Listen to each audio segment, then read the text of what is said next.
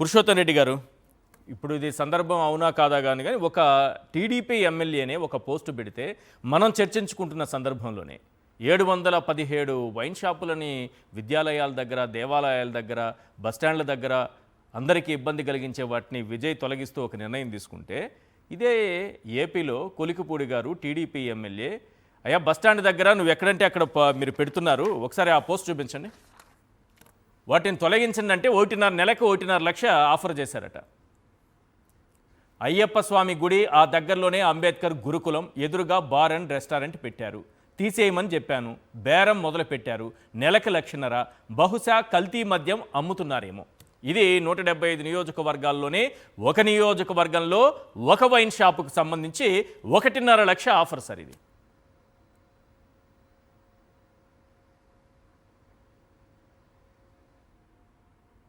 ఇది కొలికిపూడి గారు ఈరోజు స్టేటస్ పెట్టుకున్నారు. ఎస్ పురుషోత్తం రెడ్డి గారు మాట్లాడుతున్నారు. వినపడుతుందా? Yeah please sir. హలో, వినిపిస్తోంది సార్. బేసిక్ గా కొలకపూడి శ్రీనివాసరావు గారు గత కొంతకాలంగా 2-3 అంశాలపైన తీవ్రంగా విభేదిస్తున్నారు. ఒకనొక ఇంటర్వ్యూలో నేను చూశాను, ఏదో బియ్యం సంబంధించిన మాఫియా లాంటి వాళ్ళు అక్కడ ఇది వైఎస్ఆర్ కాంగ్రెస్ పార్టీకి చెందిన కొంతమంది కౌన్సిలర్లను లాక్కోవడం కోసం ఆయన ఒక టీవీ ఇంటర్వ్యూలో చూసినాను. బియ్యం మాఫియా వాళ్ళు సంబంధించి డబ్బులు ఇస్తే చేసుకున్నారట. దాన్ని చేసుకున్న దానికి కృతజ్ఞతగా వాళ్ళని పట్టించుకోవద్దని వాళ్ళ పార్టీ నాయకులు ఆయన చెప్పారట. నేనెట్ట పట్టించుకోకుండా ఉంటానని పట్టించుకున్నా అంట. విభేదాలు స్టార్ట్ అయినాయి. ఒక ఇంటర్వ్యూలో చెప్పి చూశాను. అంటే బియ్యం మాఫియాతో రాజీ పడాలి, మద్యం వాళ్ళతో రాజీ పడాలి, ఇంక పేకాట లాంటివి ఏదో చెప్పారు. ఇవన్నీ అంటే ఇది ఎవరు చెప్తున్నారు? అధికార పార్టీ ఎమ్మెల్యే చెప్తున్నాడు. ఇప్పుడు ఎవరిది తప్పు ఇక్కడ? ప్రధానంగా ఈ రోజు వచ్చిన ఎపిసోడ్ మనం తీసుకుంటే ఈశ్వర్ గారు, ప్రభుత్వం సుమోటోగా ఈ కేసును తీసుకోవాలి. అంటే ఆయన నేరుగా వారి ఖాతాలో పోస్ట్ చేశారు. గుడి దగ్గర, బడి దగ్గర, అంబేద్కర్ గురుకులం దగ్గర బార్ అండ్ రెస్టారెంట్ పెట్టారు, నేను తీసేయమని చెప్తే బేరం మొదలెట్టారు, నెలకు 1.5 లక్ష, బహుశా కల్తీ. ఇక్కడ 2 అంశాలు ఉన్నాయి. ఒకటి, బేరం అంటే ఆ కరప్షనే కదా. డైరెక్ట్ గా ప్రజాప్రతినిధికి నెలకు 1,50,000 రూపాయలు ఇస్తారని డైరెక్ట్ గా బేరం వైన్ షాప్ నుంచి సార్, ఇది ఒక వైన్ షాప్ నుంచి వచ్చే మొత్తం మిగతా అన్ని అనఫిషియల్ గా అనుకున్నా. ఇది రికార్డెడ్, ఇది రికార్డెడ్ గా ఆఫర్ ఇచ్చినాడంటే కరప్షన్ చేస్తున్నాడు అర్థం. ఇది కరప్షన్ కేసు పెట్టాలి కదా. 2, అధికార పార్టీ ఎమ్మెల్యే అంటున్నారు బహుశా కల్తీ మద్యం చాలా తీవ్రమైన నేరం కదా. అవును, ఇక్కడ 2 కేసులు దీంట్లో పెట్టాలి. ఎవరిది? ఎమ్మెల్యే గారు ఏమి తెలియకుండా ఎక్స్లో అధికారికంగా దాని పర్యావసనం తెలుసు. ఎందుకంటే ప్రభుత్వంతో భిన్నంగా ఉన్నాడు కాబట్టి తొందరపడి నిర్ణయాలు తీసుకుంటే ప్రభుత్వం సీరియస్ గా ఉంటుంది. ఆయన అన్ని తెలిసే చేసి ఉంటాడు. అంటే ఎవరి నుంచి ఆ మెసేజ్లు వచ్చినాయో వారిపైన కేసు పెట్టాలి కదా. ఒకటి అవినీతికి వ్యతిరేక కేసు పెట్టాలి, బ్రైబ్ ప్రోత్సహించాడని. 2, కల్తీ మద్యం అనుమానం కేసు పెట్టాలి. కానీ 2 కేసులు ప్రభుత్వం పెడుతుందా పెట్టదా? ఇప్పుడు ప్రభుత్వం పదే చెప్తాంది మోడల్ గా ఉండాలి, మనం ఎక్కడ తప్పు జరిగినా అణిచివేయాలి అని మాట్లాడుతున్నారు కదా. అణిచివేయండి, స్టార్ట్ చేయండి. మీ ఎమ్మెల్యే తెచ్చిన మెసేజ్ తోనే స్టార్ట్ చేయండి. కానీ ప్రభుత్వం దీంట్లో స్పందించకపోతే రాష్ట్ర వ్యాప్తంగా ఇట్లాంటి వాటి పట్ల చూసి చూడనట్టు అధికార పార్టీ వ్యవహరిస్తుందని నిర్ధారణకు రావాల్సి వస్తుంది. ఎందుకంటే ఇది వైసీపీ ఎమ్మెల్యేను లేదా ప్రతిపక్షాలకు సంబంధించిన వాళ్ళు మాట్లాడితే అది రాజకీయం అనుకుందాం. మీ పార్టీకి సంబంధించిన ఎమ్మెల్యే మాట్లాడుతున్నాడు కాబట్టి మీ పార్టీకి సంబంధించిన ఎమ్మెల్యే మాట్లాడుతున్నాడు. దీన్ని సుమోటోగా తీసుకుని యాక్షన్ లో తీసుకోండి. ఎవరు తప్పు చేశారు చర్య తీసుకోండి. లేకపోతే మీరు అన్నట్టు ఇది ఒక మద్యం షాపుకు సంబంధించిన వ్యవహారం, బహుశా ఇంకా రాష్ట్రం అంతా ఎట్లుంటుందని. అంటే ప్రతి మద్యం కేసు ఇట్లాంటి వివాదాస్పదంలో ఉన్న ప్రతి మద్యం దగ్గర, ఆఫీస్ దగ్గర ఇదే జరుగుతుందని నిర్ధారణకు ఎందుకు రాకూడదు? దీని 2వది, ఇట్లాంటి వాటిని మేము అనఫిషియల్ నడుపుకుంటాం, 1,50,000 రూపాయలు 2 లక్షల రూపాయలు అంచు ఇచ్చుకుంటాం అంటే ఖచ్చితంగా కల్తీ మద్యం అమ్మకపోతే ఆదాయం ఎట్లా వస్తుంది వాడికి? ఇప్పుడు రాష్ట్రంలో విస్తరణ ఎట్లా జరుగుతుందంటే అభివృద్ధి, ఒకప్పుడు ప్రభుత్వం మద్యం షాపులు జగన్ గారు ఉన్నప్పుడు పరిమితమైన ఉన్నాయి. తెల్లారితో 9కో 10కో వచ్చేవాళ్ళు, సాయంత్రం క్లోజ్ చేసి వెళ్ళిపోయేవాళ్ళు. ఇప్పుడు ఎట్లుందంటే పండగ వాతావరణం నెలకొడతా ఉంది. ఎక్కడ మద్యం షాపులు కూడా పండగ వాతావరణం చూస్తున్నాం. రైతుల దగ్గరనో, ధాన్యం అమ్మే చోటనో, పోలవరం దగ్గరనో, రాజధాని దగ్గర పండగ వాతావరణం, మద్యం శాఖల దగ్గర పండగ వాతావరణం చూసే పరిస్థితి వచ్చింది. ఎట్లా వస్తున్నాయి? డైరెక్ట్ గా ప్రతి చోట బార్ పర్మిట్ రూములు. నాకు తెలిసి బార్ కి మద్యం షాపుకి తేడా లేకుండా చేసేసినారు రాష్ట్రంలో. ఒకప్పుడు బార్లు వేరు, మద్యం షాపింగ్, బార్కి పర్మిట్ రూమ్ అని ముద్దు పేరు పెట్టారు. అన్నిటికీ పర్మిట్ రూమ్లు ఇచ్చేసినారు. మొత్తం కలకల్లాడుతోంది వ్యాపారం.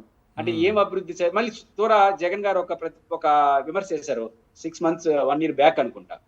మద్యం తక్కువగా అమ్ముతున్నప్పుడు ఎక్కువ ఆదాయం జీఎస్టీ కేంద్రం నుంచి రావడం ఏంటి, ఇప్పుడు బాగా పెంచి ప్రోత్సహించినప్పుడు తక్కువ రావడం ఏంటి? పైగా రేట్లు పెంచాము, మన సేల్స్ పెరిగిందంటాం. సేల్స్ పెరిగింది అంటే గతం కంటే ఆదాయం తక్కువ వస్తుంది. అంటే రికార్డెడ్ పెరిగే సేల్స్ కన్నా అన్ రికార్డెడ్ గా పెరిగే సేల్స్ ఎక్కువ ఉన్నట్టు లెక్కే కదా ప్రభుత్వ ఖాతాలో చేరాలంటే. అదే అంటే అన్ రికార్డెడ్ గా జరిగేది ఏమన్నా అమ్మొచ్చు కదా, ఎవరిది ఇంకా దాని లెక్క. రికార్డెడ్ గా అమ్మే మద్యం బాటిల్స్ సెక్యూరిటీ ఉంటుంది, వాళ్ళు చట్టపరం చేసు. అన్ రికార్డెడ్ గా అమ్మే వాటిలో సెక్యూరిటీ ఉండదు, ప్రభుత్వానికి ఆదాయం రాదు. రైట్ కృష్ణారావు గారు, ఈ ప్రభుత్వం దీనిపైన స్పందించాలి. ఎస్ కృష్ణారావు గారు, మీరు మాట్లాడుతున్నారు, కొంత సాంకేతిక సమస్య ఎదురైంది మనకి. రైట్, ఏంటి విజయ్ ముందున్నటువంటి ఛాలెంజెస్ ఏంటి?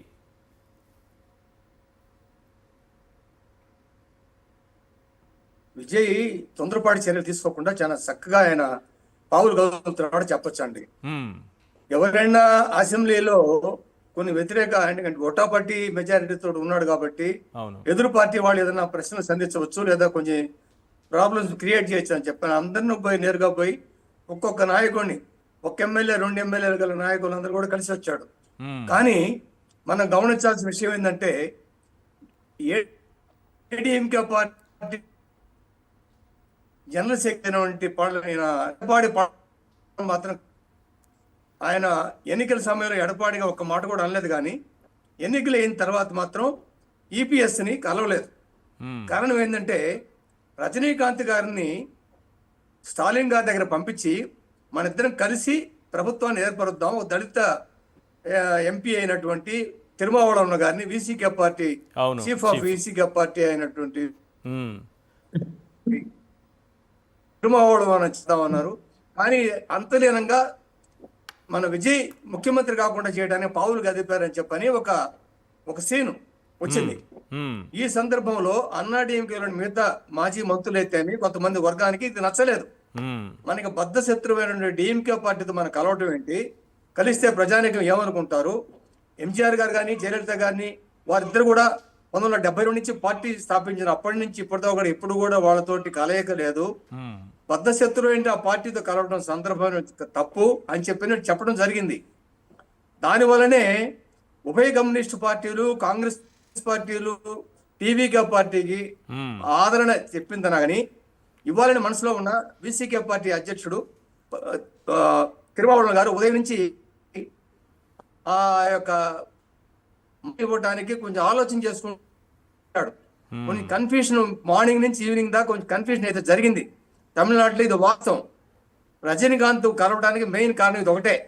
ఇది నొచ్చుకున్నటువంటి విజయ్ మనసులో పెట్టుకొని పళనిస్వామిని మాత్రం కలవలేదు. కానీ పళనిస్వామిలో పార్టీ నుంచి విడి బయటికి ఒక వ్యతిరేక సిద్ధాంతంతో బయటకు వచ్చినటువంటి 30 మంది ఎమ్మెల్యేలు, దానిలో మాజీ మంత్రులు ఉన్నారు, ఎస్పీ వేలుమణి ఉన్నారు, సివి షణ్ముఖం ఉన్నాడు, విజయభాస్కర్ ఉన్నాడు, మిగతా ఉద్దండులైనటువంటి బాలకృష్ణారెడ్డి గారు అని చెప్పిన ఓసూరులో గెలిచినటువంటి ఆయన ఎక్స్ మినిస్టరు, వీళ్ళందరూ కూడా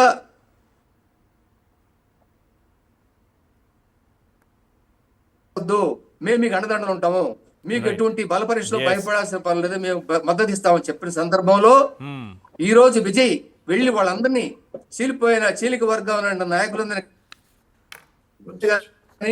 రైట్. ఎస్ కృష్ణారావు గారు మళ్ళీ రాకుండా పళనిస్వామి పావులు పెట్టడం మనకు అర్థమైపోతుంది. రైట్.